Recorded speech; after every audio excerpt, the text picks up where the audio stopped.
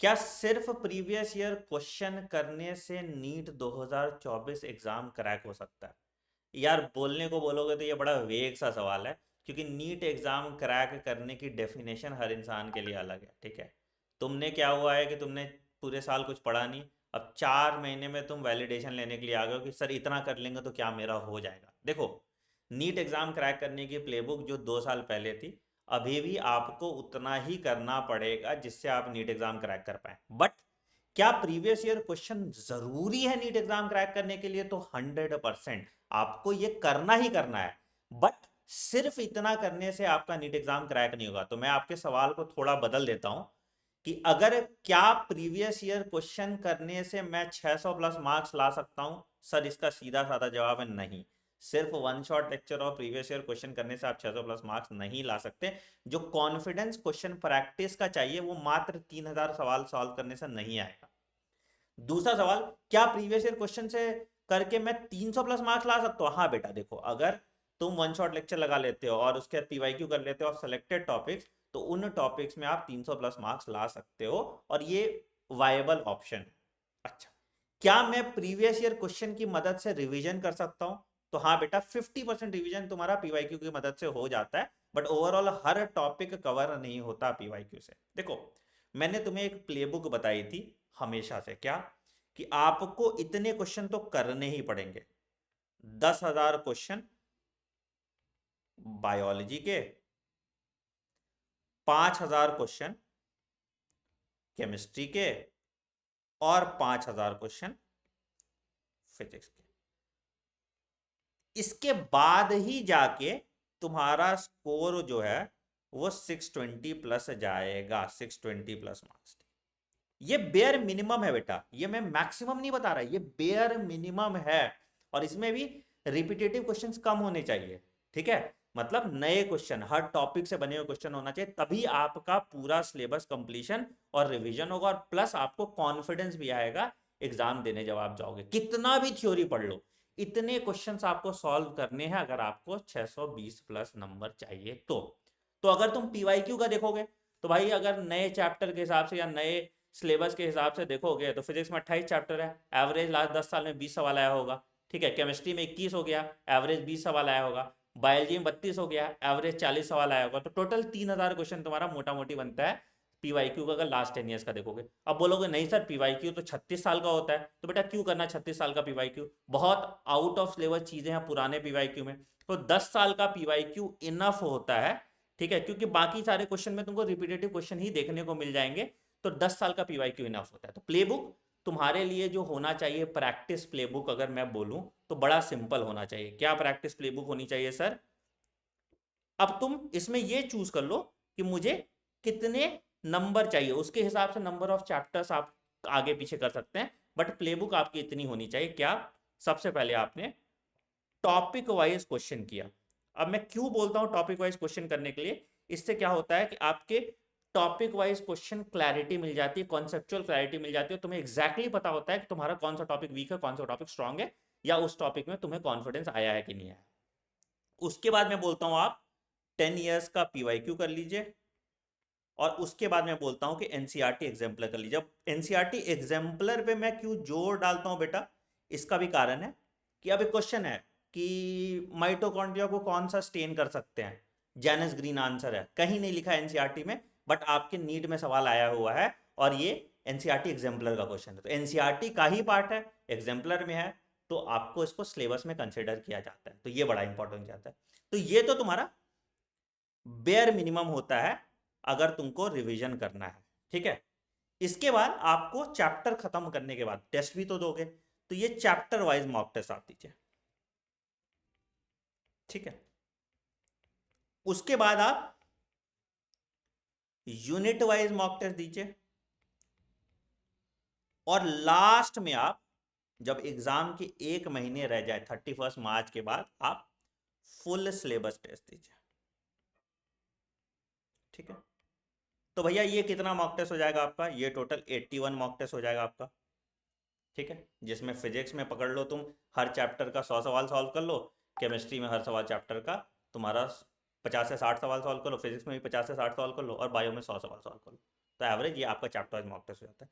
Unit wise mock test आप इसको divide कर दीजिए 8 यूनिट मॉक टेस्ट में, और एक फुल सिलेबस टेस्ट दे दिए, एटलीस्ट 10 फुल सिलेबस टेस्ट दे दीजिए, ठीक है। तो आपका ये प्लेबुक कंप्लीट होगा और आप 620 प्लस मार्क्स ला पाएंगे, ठीक है। अब इसी से आपका रिवीजन देखो कितनी बार हो जा रहा है, रिवीजन कितनी बार हो रहा है। जब आपने टॉपिक वाइज क्वेश्चन किया तो आपका एक बार रिवीजन हो गया, प्लस आपको कॉन्सेप्चुअल क्लैरिटी मिल गई।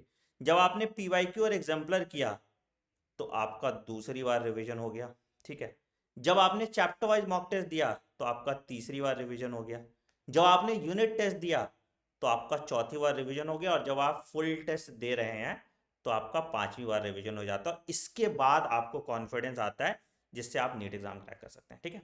अब तुम बोलोगे सर सिर्फ 4 महीने बचे हैं, सिर्फ 4 महीने में मैं कैसे इतने सारे क्वेश्चन करूंगा? बेटा ये पॉसिबल है, तुम्हें मैं मैथ्स दिखा दूंगा इसका भी कि ये पॉसिबल है, ठीक है। तुम्हें भैया अभी भी बचे हुए हैं तुम्हारे लगभग 4 महीने, मतलब 110 दिन तो बचा ही है ना। तो जो अपने पाप किए हैं उस पाप को थोड़ा रिडीम करो कि भाई मैं अब पढ़ूंगा कम से कम 12 से 13 घंटे, 12 to 13 आवर्स डेली आपको अब पढ़ना होगा। नहीं पढ़ोगे तो भाई डॉक्टर बनने का सपना भूल जाओ। बट अगर कोई बोले कि पॉसिबल नहीं है 4 महीने में, ठीक है, तुम पढ़ के दिखाओ 12 से 13 घंटे तुम रोज, और तुम्हारा नीट क्रैक नहीं होगा, मैं अपना नाम बदलूंगा। लेकिन ये तो करना पड़ेगा ना। क्यों लोग बोलते हैं कि 4 महीने पॉसिबल नहीं? क्योंकि 99.9% लोग जो नहीं पढ़ रहे थे वो अचानक से 12-13 घंटे नहीं पढ़ पाते हैं। तो वो तुम्हारे अंदर क्या वो जज्बा है, तुम्हारे अंदर क्या वो दृढ़ संकल्प है, वो तुम्हें देना होगा। सिंपल सा चीज है बेटा, आज से कोई कल का दर्शन मत करो, आज से रीस्टार्ट करो। कुछ जरूरत नहीं है लेने का, कुछ करने का जरूरत नहीं, सिंपल है। तुम्हें दुनिया भर के अच्छे टीचर्स अब यूट्यूब पे पढ़ा रहे हैं। किसी का भी वन शॉट लेक्चर देखो, ठीक है। अब लोग बोलेंगे वन शॉट लेक्चर इनफ नहीं होता। बेटा इनफ नहीं होता, कोई बात नहीं, 70% सिलेबस कंप्लीट होगा, वन शॉट लेक्चर देखो, 70% सिलेबस कंप्लीट कर लो इससे, ठीक है। उसके बाद टॉपिक वाइज क्वेश्चन करो, एनसीईआरटी एग्जाम्पलर करो, पीवाईक्यू करो, ठीक है। उसके बाद चैप्टर वाइज टेस्ट हो, ये शुरू तो करो। उसके बाद हम यूनिट टेस्ट और मॉक टेस्ट की बात बाद में कर लेंगे, बट ये प्लेबुक तो फॉलो करो। और जब आप टॉपिक वाइज क्वेश्चन वगैरह कर रहे हैं इन सबको एक कॉपी में जरूर लिखिएगा, जिसको मैं मिस्टेक नोटबुक कहता हूं। देखो यार हर बार मैं सेम बात आपको रिपीट करता हूं हर स्ट्रैटेजी वीडियो में, एंड क्रक्स यही है, एंड रास्ता यही है। चाहे मैं 6 महीने का प्लान बनाऊं, चाहे मैं 1 ईयर का प्लान बनाऊं, चाहे मैं 2 ईयर का प्लान बनाऊं, डिफरेंस बस ये है कि जो 2 साल का प्लान होगा उसमें कोई बच्चा रोज के 2 घंटे पढ़ रहा है, उसका सिलेक्शन हो जाएगा। तुम्हारे साथ अब दिक्कत यह आ गया है कि तुम्हें रोज के 12 से 13 घंटे पढ़ने पड़ेंगे विदाउट फेल। और ये मिनिमम है, देखो ये मैक्सिमम नहीं है, ये मिनिमम है। तो आप उसको कीजिए, तभी होगा आपका नीट एग्जाम क्रैक। अगर तुम बोलते हो कि सर शेड्यूल बना दो आप 12 से 13 घंटे पढ़ने का, तो वो मैं तुम्हारे लिए बना दूंगा रोज का अगले 110 दिन का। अगर तुम बोलोगे कमेंट सेक्शन में तो वो मैं आपके लिए बना दूंगा, बट फॉलो करना तुम्हारा काम है। पहले 7 दिन का शेड्यूल फॉलो करो ना भाई, फिर 110 दिन की बात कर लेंगे। मैं 110 दिन का शेड्यूल बनाऊंगा, फिर पता चलेगा तुम जाके देख के आगे 60 डेज स्टडी प्लान, फिर देख के आगे 30 डेज स्टडी प्लान, फिर 15 डेज, फिर 10 डेज, और फिर क्रैक नीट इन 1 डे हो जाएगा। बट करना तुमको यही है। क्या हो जाएगा भैया? अगर 90 डेज स्टडी प्लान होगा तो ये 12 घंटे 15 घंटे में हो जाएगा। अगर फिर 6 मंथ का हो गया तो ये 12 घंटे 18 घंटे में हो जाएगा। फिर बोलेंगे भैया 24 घंटे पढ़ लो। तो प्रॉब्लम समझिए, रूट कॉज समझिए, आपको इतना करना ही करना है, दिस इज मैंडेटरी।